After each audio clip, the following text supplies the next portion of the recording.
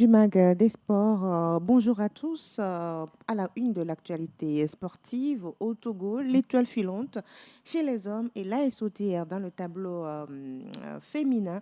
Champion du volleyball, les finales du championnat national de volleyball ont été disputées ce 1er novembre 2025 à Lomé. Le championnat féminin de football de son côté était à sa 11e journée ce 2 novembre. ASCO féminine, solide leader de la zone nord, Athleta, équipe épingle à EFC et se rassure, Djumbe de Mango se relance. Je suis Edwige Pedo.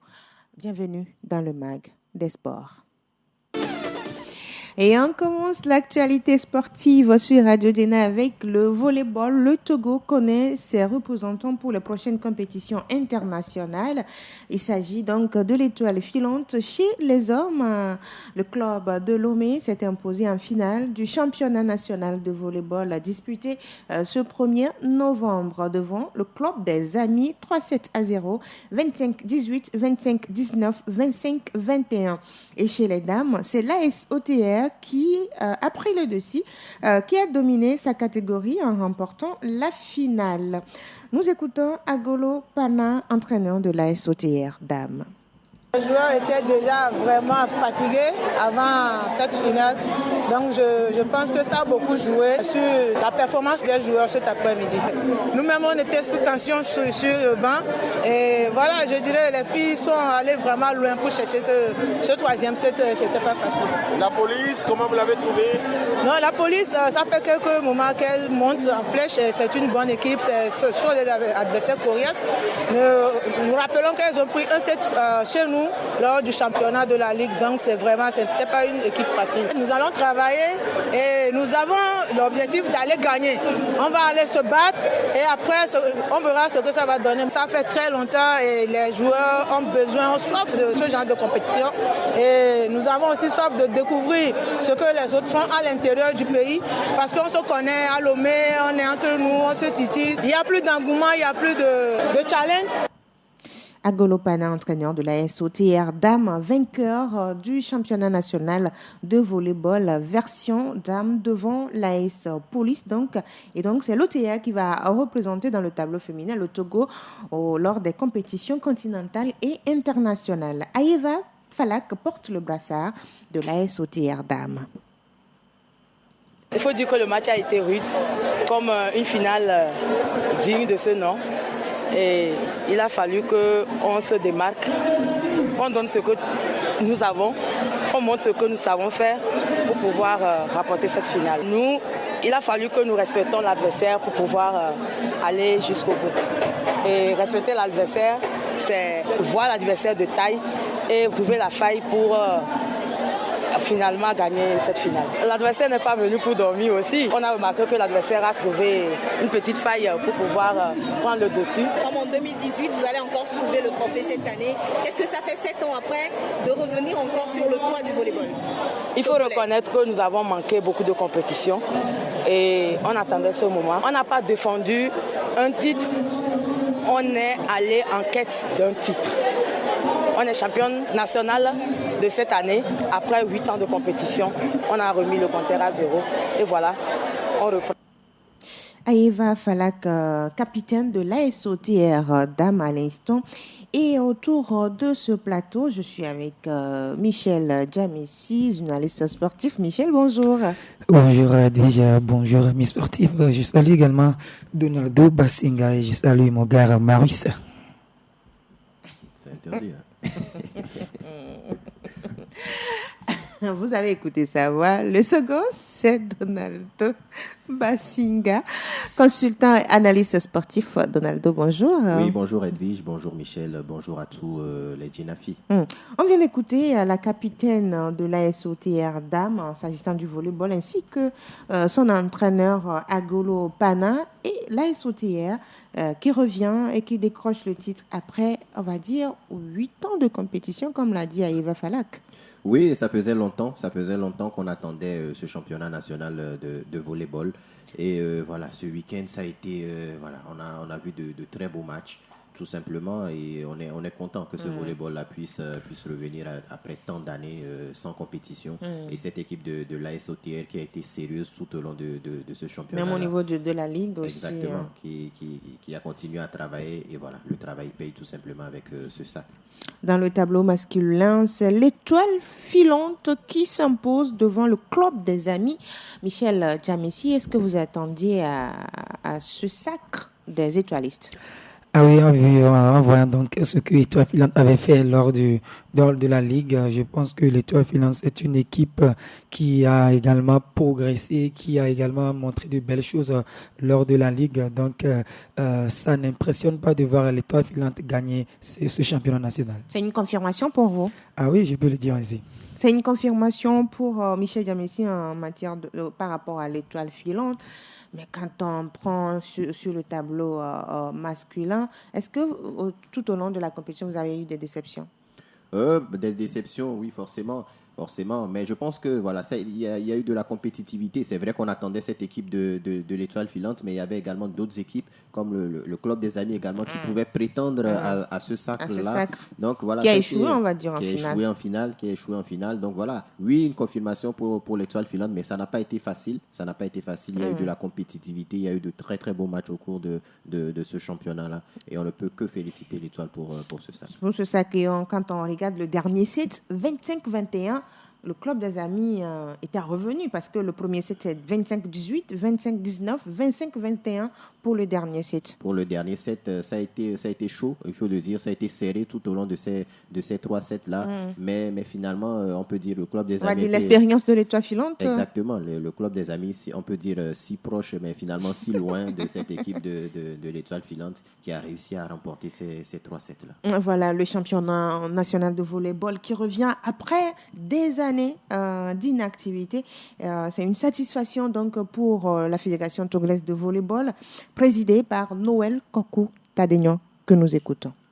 La suite, c'est que dès demain, nous lançons une nouvelle saison. Les formalités vont commencer dès lundi.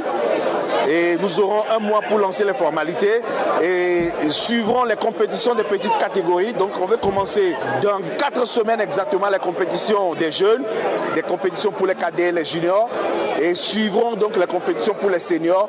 Et nous avons cette fois-ci réorganisé les choses et les formalités, on en aura 2 fois seulement dans la saison pour permettre au club de pouvoir maximiser les compétitions. En termes de formation, on a eu à former des arbitres cette saison et au niveau des ligues de l'intérieur, et on en a eu 5 sélectionnés qui étaient là, et sur la finale à la table on a eu un arbitre venu de l'intérieur du pays, et c'est quand même un bilan positif parce que c'est des arbitres jeunes venus de l'intérieur du pays qui ont travaillé avec des arbitres internationaux venus du Bénin, le Bénin qui nous a offert gracieusement 2 arbitres internationaux pour officier la finale des hommes. Et je profite pour dire merci au président de la Fédération béninoise de volleyball qui est en même temps le président de la zone 3 de la Confédération africaine de volleyball. Et je crois que on est tous heureux d'avoir réussi le pas. Noël Kokou Tadegno, président de la Fédération togolaise de volleyball à l'instant, qui parlait également des prestations des arbitres sur ce championnat national, au-delà des performances des différents clubs. Oui, vous savez, pour qu'il y ait un bon match de volleyball, il faut les acteurs, c'est-à-dire les joueurs, mais également les arbitres. Donc voilà. Il y a eu des formations. Il y a eu des formations. L'application sur le terrain. Exactement. Et voilà, c'est une satisfaction d'une façon générale. Je pense que ces arbitres-là se sont bien comportés. Donc voilà, le président ne peut qu'être satisfait justement de voir que ces formations ont payé, que les arbitres ont fait du beau boulot. Et pour rappel à nos auditeurs, donc c'est l'Étoile filante chez les hommes et l'AS OTR chez les dames, qui sont donc vainqueurs du championnat national de volleyball. On est donc au Togo et on reste toujours au Togo pour parler de la sélection féminine de handball qui est au Maroc pour un tournoi international à l'occasion de la marche verte, 50e anniversaire. 5 pays ont confirmé en étant déjà présents au Maroc. Le Togo aussi y est pour gagner en expérience avec une équipe très jeune, Donaldo. Une équipe extrêmement jeune avec une moyenne d'âge de 21 ans. Je pense que voilà, ça rentre dans la politique de la Fédération togolaise de handball qui veut préparer l'avenir tout simplement de cette équipe nationale-là. Donc, comme vous l'avez l'avez dit, on a cette sélection-là qui est partie depuis dans la nuit du vendredi 31 au 1er novembre. Du 31 octobre au 1er novembre. Exactement. Donc voilà, cette sélection est en terre marocaine après un très très long voyage. Voilà, deux vols avec un long voyage en voiture. Donc voilà, ça a été très très long. Les joueurs sont arrivés assez fatigués, mais voilà, assez confiants également pour pouvoir aborder la compétition qui n'a pas encore commencé. Les matchs commencent ce matin, on va dire ce lundi 3 octobre. Michel Diamessi gagnait en expérience parce que c'est une équipe très jeune, une équipe en formation, et donc permettre à ces filles, ces handballeuses de titiller d'autres équipes et de gagner en expérience et de revenir. Ah oui, le coach Kibiri Bakolani l'avait dit l'autre fois que c'est une première expérience pour les joueuses togolaises. Je pense qu'avec cette compétition, elles iront donc accueillir l'expérience. Je pense gagner en expérience. Je pense que même si le Togo n'arrive pas à remporter la coupe, il va falloir également chercher à progresser. Je pense qu'avec le retour de ce championnat, les éperviers, à dire les dames, peuvent encore une fois progresser pour porter. Pour l'instant, le championnat national n'est pas encore lancé. C'est le championnat au niveau de Lomé Golf qui se joue, qui a même pris fin. Donc, c'est à l'issue de ce championnat que certaines joueuses ont été détectées. Tout à fait. Donc voilà, on attend de voir la prochaine saison. Mais justement, c'est cette ossature par rapport à cette équipe nationale féminine, c'est grâce justement à ce championnat-là de la Ligue Lomé Golf qui a vu des joueuses d'Akoa, d'Amitié Plus, etc. Former cette équipe nationale. Donc voilà, on peut dire que ces joueuses-là étaient en compétition il n'y a pas longtemps et il y a eu 2 semaines de préparation. On espère vivement que cette équipe-là puisse faire bonne impression au Maroc. Voilà.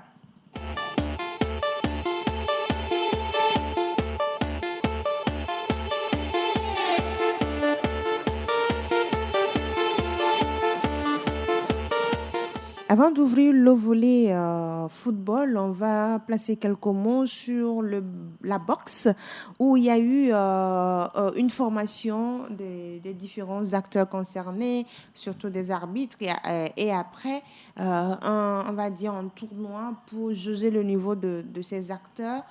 La boxe, quand on dit boxe, avant, c'était une discipline connue, mais une discipline qui a disparu, mais qui revient petit à petit, Donaldo. Oui, qui a complètement disparu. Moi, ça fait longtemps que je n'avais plus entendu parler de la boxe. De la boxe. Avant, on parlait de la boxe, on sait en même temps, il y a Kilani Azed Bayor, le président. Exactement. Mais depuis... Mais là, justement, ça a disparu complètement. Donc, voilà, on est content de voir que, il y a des activités qui reprennent petit à petit avec ces formations là et ce mini tournoi, on peut dire.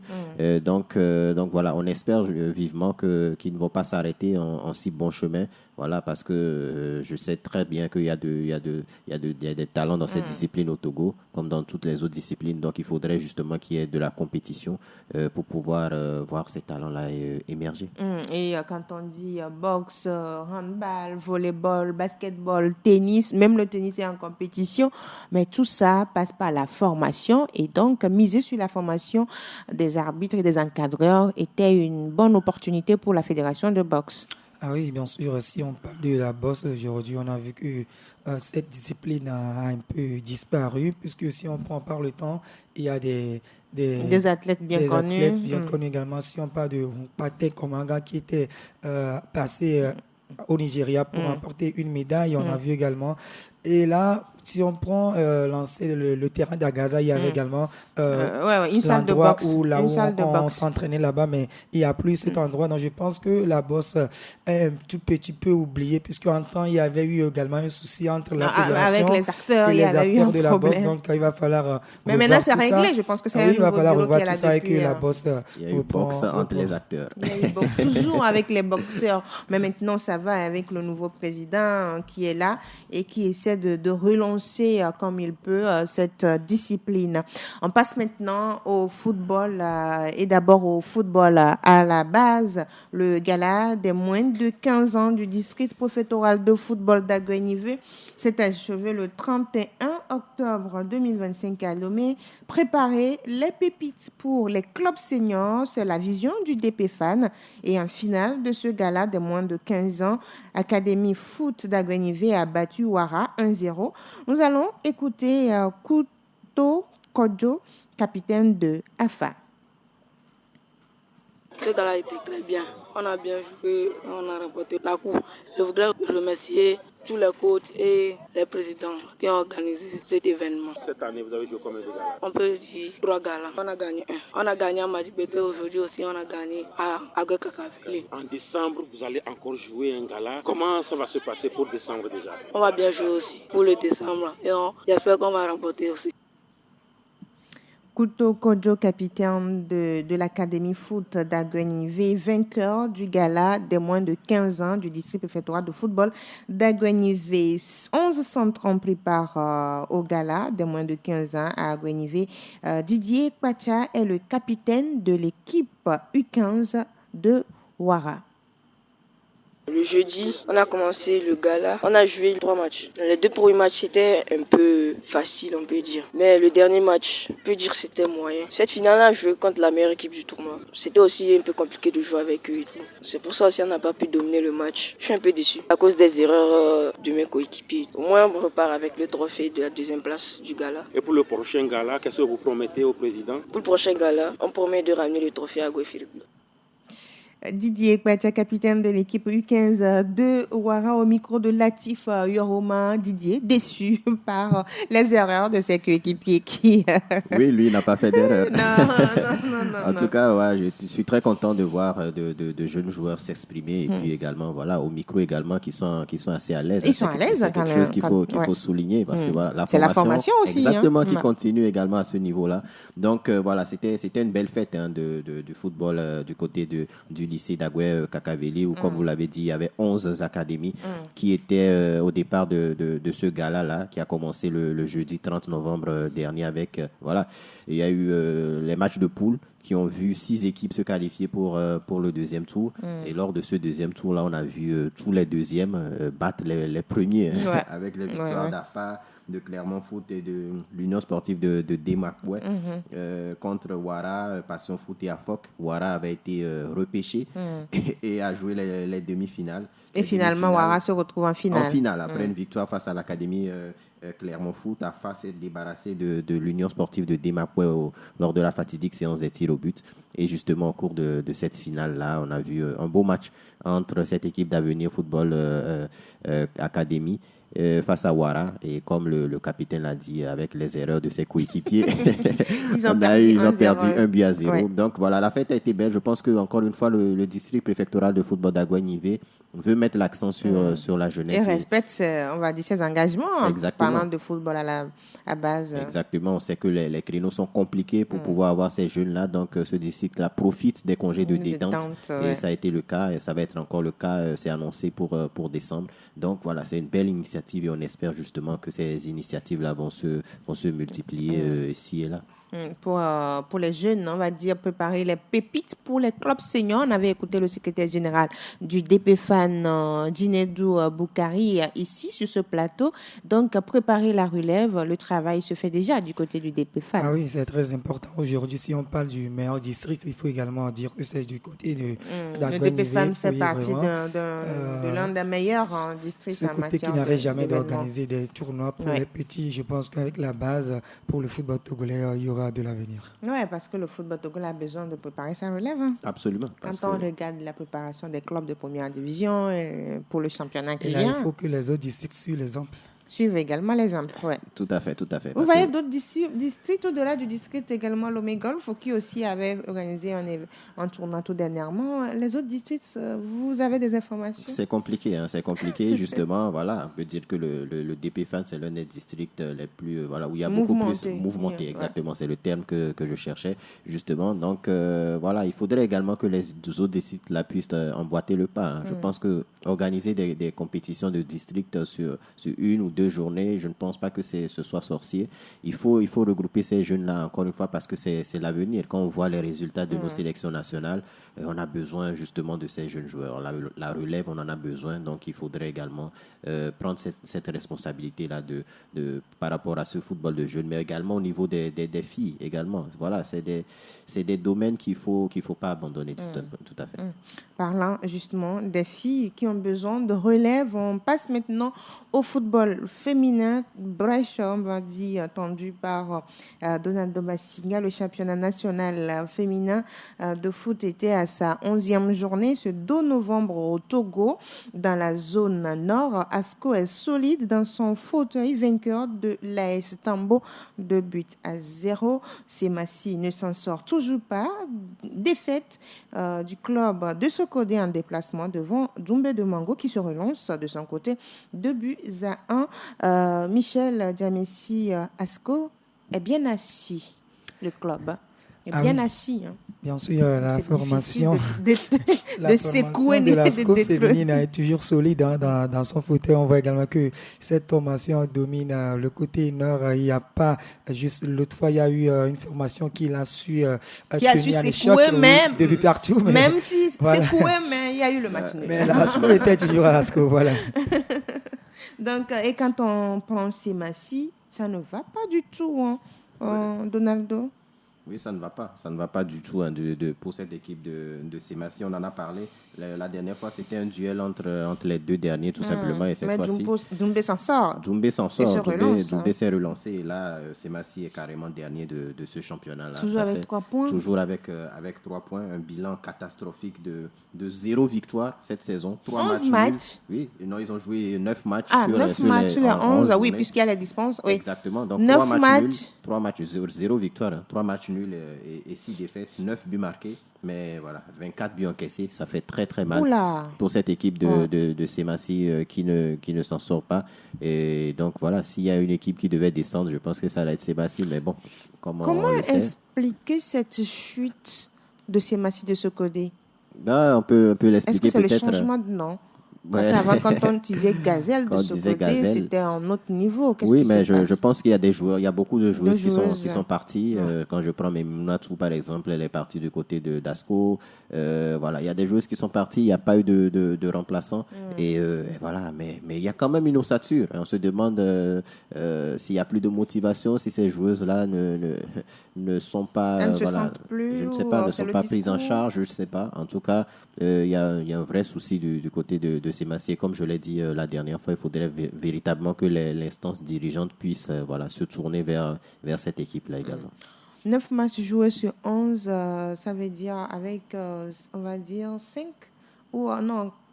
défaites. Exactement. 3 matchs nuls. C'est beaucoup. Une vingtaine de buts encaissés, c'est vraiment beaucoup. Et Doumbé de Mango qui se relance donc avec cette victoire 2-1 face à Semassi de Sokode. Au nord, toujours, Fouadan de Dapaon a pris le meilleur sur l'autre club de Sokode, Unisport, 2-0. Michel. Ah oui, Fouadan qui avait vraiment besoin de cette victoire pour bien se positionner dans le classement. Voilà, donc Fouadan qui a su dominer Unisport et donc et bien sûr derrière Asco deuxième. Je pense que Asco domine largement, mais Fouadan également pousse pour rester dans le bon rang. Et là, je pense que ça reste encore assez de journées à disputer. Donc Fouadan va devoir rester solide dans sa position. Asco inarrêtable. Vous avez des chiffres d'Asco féminine. Asco inarrêtable pour après 11 journées. Asco inarrêtable. Hein. Voilà, c'est 9 victoires et 1 match nul. Voilà, au cours de ce championnat. 8 buts encaissés, mais 42 buts marqués. C'est assez énorme. Voilà, c'est de loin la meilleure attaque. Ils ont joué 10 matchs. De ce championnat, exactement 10 matchs. Voilà, une moyenne de 4,2 buts marqués par match. C'est énorme. Et quand on prend les 2 meilleures buteuses de ce championnat, viennent tout simplement d'Asco, hein, avec Nadia Boudjou, 14 buts. Et Akintan Paulina, 12 buts. À ces deux joueuses ont marqué 26 buts. c'est énorme. Il y a des clubs qui n'ont pas... Non, qui n'ont pas ouais, si ouais. je prends la somme, peut-être, je vais m'amuser à faire ça, la somme des buts marqués par les clubs de la zone sud, ça ne va pas être très loin de ces deux joueuses-là. C'est Et donc, énorme. Asco a une main sur le trophée national? C'est pas aussi, on va pas dire ça parce que oui, Asco va finir en tête de cette zone nord-là. Maintenant, il y aura des playoffs. En tout cas, c'est ce qui est annoncé C'est par les la playoffs fédération. qui changent souvent les choses. Hein. Exactement. Ouais. Donc, il y aura des playoffs. Les deux premières équipes de chaque poule vont s'affronter. Espérons qu'on n'aura pas la finale directe. Hein. Ouais, bon, on ne sait jamais avec, avec cette fédération. En tout cas, on va pas. En tout cas, on espère qu'il y aura ces playoffs-là. Et encore une fois, s'il y a playoffs sur un match, tout peut arriver. Ouais, tout peut arriver. Voilà, donc, mais donc, pour voilà. l'instant, le club est inarrêtable. Pour le moment. Dans le sud, Atleta rassure et épingle AFC 1-0. Wina Girls s'incline devant ASOTR 0 but contre 1. ASOTR intraitable sur les deux confrontations de la saison face à Wina Girls. Il n'y a eu que 1-0. Hein. Je voudrais entendre Michel Diabessi sur ce coup-là. Il n'y a eu que 1-0, mais les 3 points sont donc garantis. Oui, voilà, donc je pense que la SOTR fait également le possible au moins de venir à bout, même si c'est 1-0, 2 buts à 0. La SOTR, il faut le faire. Donc, ils sont donc solides devant avec 19 points. Je pense que la SOTR est bien partie pour aller aux playoffs. En tout cas, mine de rien, la SOTR sera vraiment pour les playoffs. Wina Girls doit changer de nom? Wina, mais pourtant, Wina, ça veut dire vainqueur. Mais ça ne marche pas depuis des années. Ça ne marche pas tout simplement. Cette saison encore, c'est juste 2 points. 2 matchs nuls, 8 défaites. Et voilà, elles ont marqué que 3 buts et 22 buts encaissés. Voilà, je pense que c'est le point faible de cette équipe, le côté défensif. Cette équipe prend énormément de buts. Mais voilà, même offensivement, ça ne marque pas. Je pense qu'il faudra recruter de nouvelles joueuses. Pourquoi pas, pour renforcer cette équipe-là, parce que voilà, ça ne va toujours pas au fil des années. Et je pense que s'il y avait une relégation, ce club-là ne serait pas en première division. Mais pour renforcer l'équipe, il faut avoir des moyens. Il faut avoir des moyens. Le football féminin avec les moyens financiers. Un score de parité entre AC Barracuda et Entente de Lomé, 1 but partout.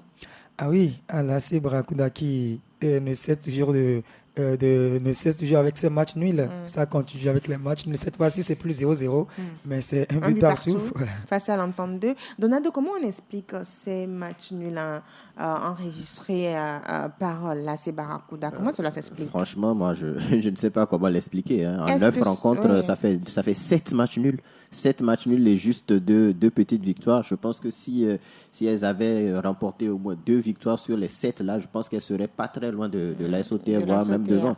Donc, c'est compliqué. Il n'y a eu que 2 victoires cette saison. C'est une équipe qui est assez solide, mais qui n'arrive pas à marquer. Bon, c'est vrai. Un seul but encaissé cette saison. Défensivement, elles sont solides. Elles sont solides, mais offensivement, ça ne marque pas beaucoup. 6 petits buts marqués, c'est moins d'1 but par match. Donc, je pense qu'il faudra régler ce côté défensif-là. On croyait qu'avec l'arrivée d'Ami Rengake, ça pouvait changer. C'est vrai que lors du premier match, elle a offert une victoire à cette équipe-là, mais pour le moment, ça ne confirme pas. Les matchs se poursuivent et là, cette équipe-là n'est pas très loin justement de la première place. Mais voilà, ça va être compliqué pour sur le plan les statistique, pour 7 matchs nuls. C'est compliqué, il n'y a que 2 victoires. 13 points. Et puis quand on regarde les buts, ça dit qu'il faut retravailler l'attaque, il faut trouver une solution offensivement. Tout à fait, il faut trouver une solution pour marquer des buts. Là, je pense que voilà, ces statistiques-là ne vont pas les permettre d'aller au play-off, malheureusement. Il ne faut pas oublier Samou qui était au repos lors de cette 11e journée. Alors, Michel, quelle est la situation dans les 2 tableaux? Dans la poule A, la SOTR est solide dans son fauteuil avec 19 points. US Amoussu, 2e avec 15 points. Attente 2 est 3e avec 14 points. 4e, AC Barracuda, 13 points. Atleta FC est 5e avec 11 points. AFC occupe la 6e position avec 9 points. Wina Girls est dernier, 7e avec 2 points. Dans la poule B, Asco de Cara est largement en tête avec 28 points. 20 points pour Fouadan de Dapan, classé 2e. Koroki Mete de Chamba est 3e avec 17 points. 4e, Unisport de Sokodé avec 14 points. Djumbe de Mango est 5e avec 5 points. 6e, Tambo de Dacha avec 3 points. Et Semassi ferme le tableau en dernière position, 7e avec 3 points. Voilà ce qui est du classement après la 11e journée du championnat national féminin de football. Après le Togo, on va à l'extérieur.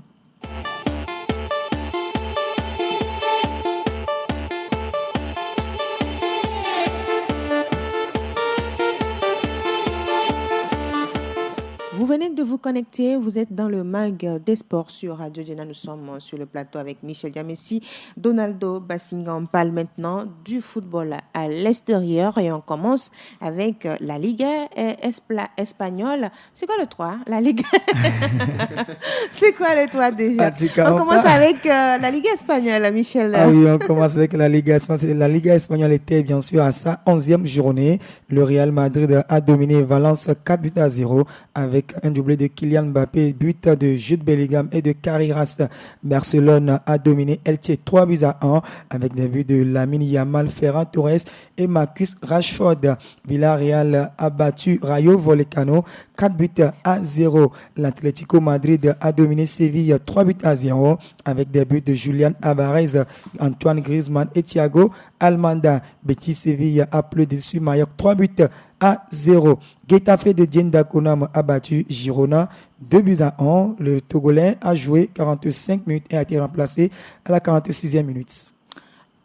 Le Togolais Djenda Konam de Getafe qui a joué 45 minutes. Oui. Il a eu une blessure? Non, mais peut-être que c'est le laisser un petit peu au repos.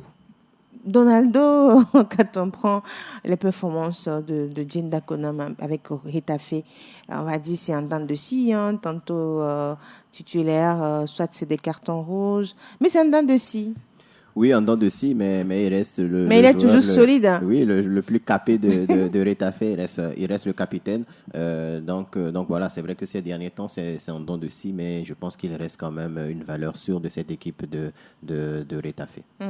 Et parlant du Real Madrid, Mbappé qui a signé un doublé sur le dernier match. Alors, Donaldo, comment vous trouvez la saison, le début de saison de Mbappé? Le début de saison est tout simplement stratosphérique. Je pense que s'il y a une pandémie aujourd'hui et que les championnats devaient s'arrêter, il devrait être Ballon d'Or. Hein, parce qu'actuellement, je pense que c'est l'un des meilleurs joueurs du monde actuellement. C'est vrai avec Harry Kane et Erling Haaland également. Voilà. Je pense que voilà, c'est trois des meilleurs joueurs du monde tout simplement. Il fait un début de saison extraordinaire. Il est en tête pour le moment du classement des buteurs de la Liga avec 13 réalisations. Le deuxième est à 7, c'est énorme. Hein. Je pense que l'écart est assez exceptionnel. Donc voilà, pour le moment, il fait un bon début de saison, je pense. Je pense que la saison dernière, ça a été compliqué. On lui a reproché de marquer beaucoup de buts sans permettre à son équipe de remporter des titres majeurs.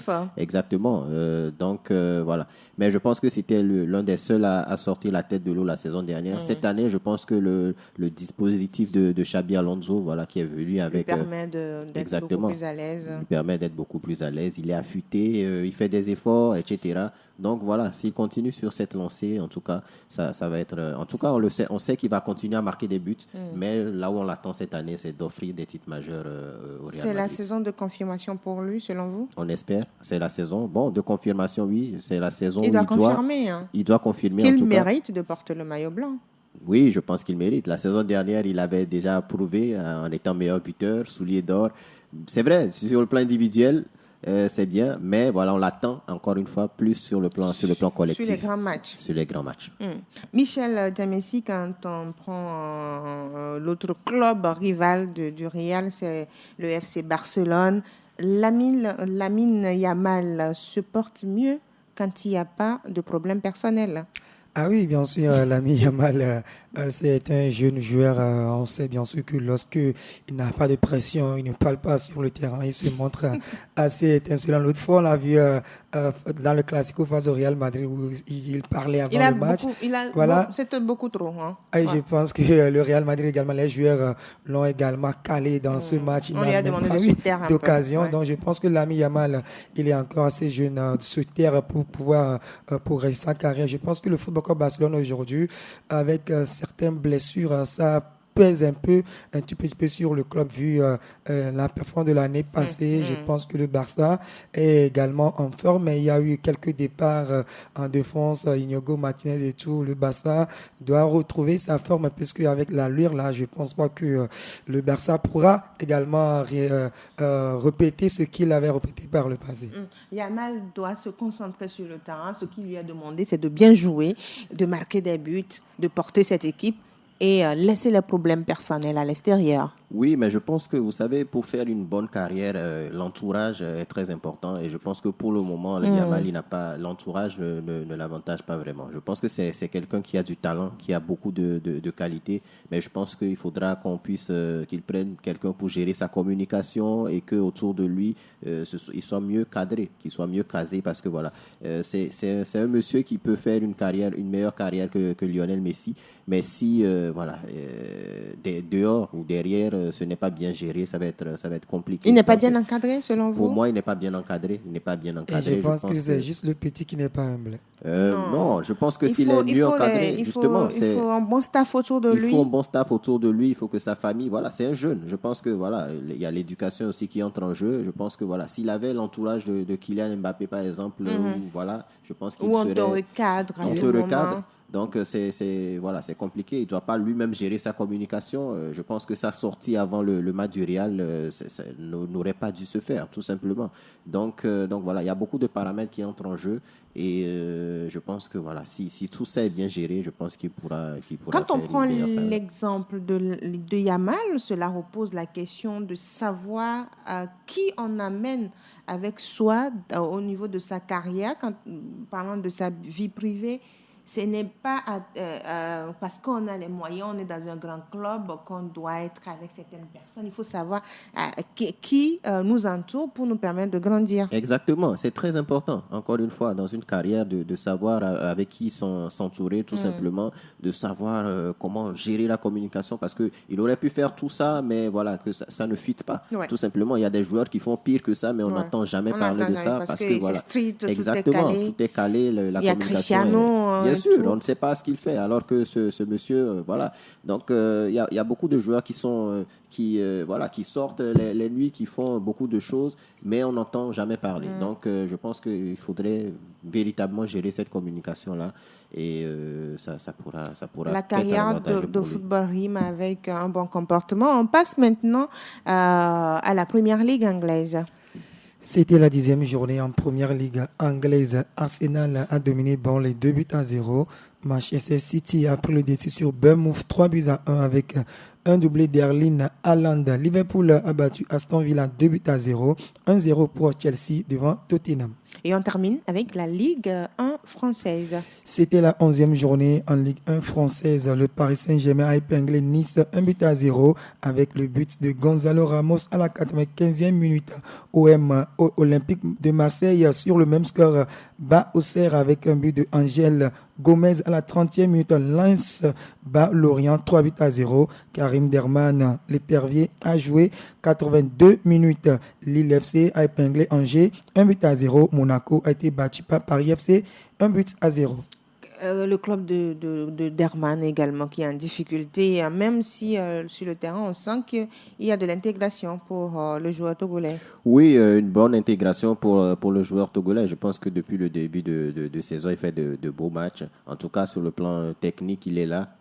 Et voilà, moi, c'est un joueur que j'apprécie et qui fait beaucoup d'efforts. Et je pense que voilà, s'il continue sur cette lancée-là, il pourra progresser et encore une fois apporter un peu plus à l'équipe nationale, même si son club, comme vous l'avez dit, en difficulté.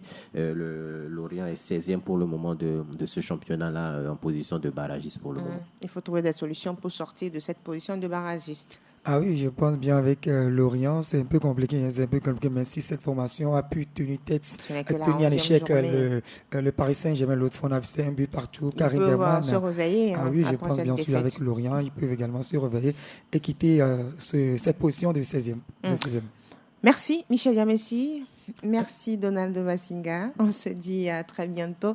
Le MAC des Sports s'arrête ainsi. On se donne rendez-vous vendredi à partir de 10h, temps universel, heure du Togo, pour un autre numéro du MAC des Sports. L'actualité sportive se poursuit sur le site sportif jenasport.tg et le débat sportif vous retrouve ce mercredi à 11h, temps universel, avec Latifi Roman et sa team. Je suis Edwige Apedo. On profite pour souhaiter un joyeux anniversaire à notre confrère Fazio Gallet qui souffre une bougie de plus aujourd'hui. On attend les gâteaux depuis les États-Unis, c'est ça? Tout à fait. À très vite. Bye bye.